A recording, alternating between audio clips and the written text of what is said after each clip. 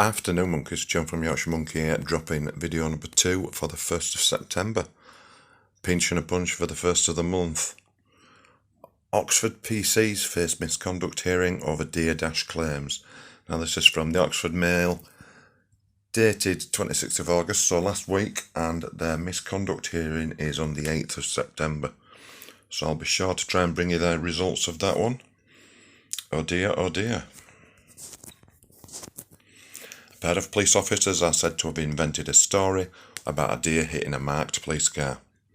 It is claimed the story was told to the officer's sergeant in order to explain the damage caused during a prank between a panda car and one of the officer's own vehicles. PC Brandish and PC Jones, who are both based in Oxford, will appear before a misconduct panel at Thames Valley Police Headquarters in Kidlington next month. They are accused of breaching standards of professional behaviour.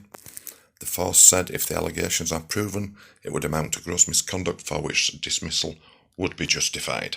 The officers are said to have been on duty together on October the 7th last year. They stopped at Redbridge Park and Ride, where PC Brandish's own car was parked, in order to move the vehicle closer to the police station as the weather was bad.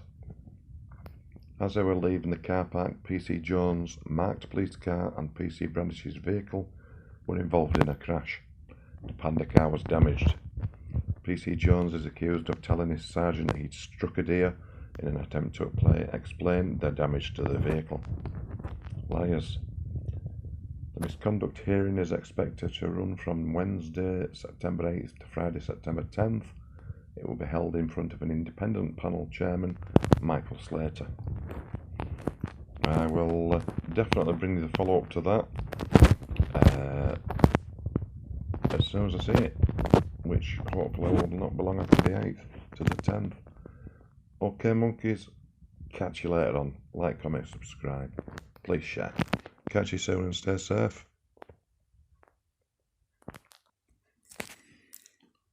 Another story that's just come up on my news feed. I'll make this into a double feature. Double child killer Colin Pitchfork freed from jail. That was him then in the 80s. Double child killer Colin Pitchfork has walked free from prison after bids to keep him behind bars for longer failed. Now in his early 60s, Pitchfork was jailed for life after raping and strangling 15-year-olds Linda Mann and Dawn Ashworth in Leicestershire in 1983 and 1986. He was eventually caught after the world's first mass screening for DNA, where 5,000 men in 3 villages were asked to volunteer blood or saliva samples, and admitted 2 murders, 2 rapes, 2 indecent assaults, and conspiracy to perverse the course of justice. Pitchfork became the first man convicted of murder on this basis of DNA evidence in 1988. His 30-year minimum term was cut by 2 years in 2009. He was moved to an open prison in HMP Leyhill in Gloucestershire 3 years ago. He was released on Wednesday. So girls he murdered. Dawn Ashton, rest in peace. Dawn's mother, Barbara Ashworth, said Pitchfork should have been kept behind bars for life, saying his crimes had reduced her life to an existence, and adding, "I don't think he should be breathing the same air as us." Speaking to the PA news agency, she said, "I can never put it out of my mind. I recoil every day with people talking about their daughters and grandchildren. As I say, it's with you daily, what you have had taken and all that she could have achieved. I just think it should never be allowed. He should never be walking the streets again. He should have been locked away for life without parole as far as I'm concerned. It's an existence, it's not a life. I'm not living a life. It's just go from day to day. Something like this goes to pull the rug from under you, and you don't realise how shattered your life can be when you've just had everything taken away." Following the hearing in March, the parole board ruled that Pitchfork was suitable for release, despite this being denied in 2016 and 2018. So there you go.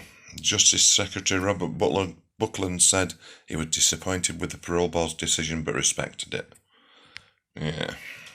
In June, Justice Secretary Robert Buckland asked the board, which is independent of the government, to re-examine the decision under the so-called reconsideration mechanism, but the parole board rejected the government challenge against its ruling the following month, announcing that the application to reconsider the decision has been refused. Okay, I'll leave you on that one and catch you soon.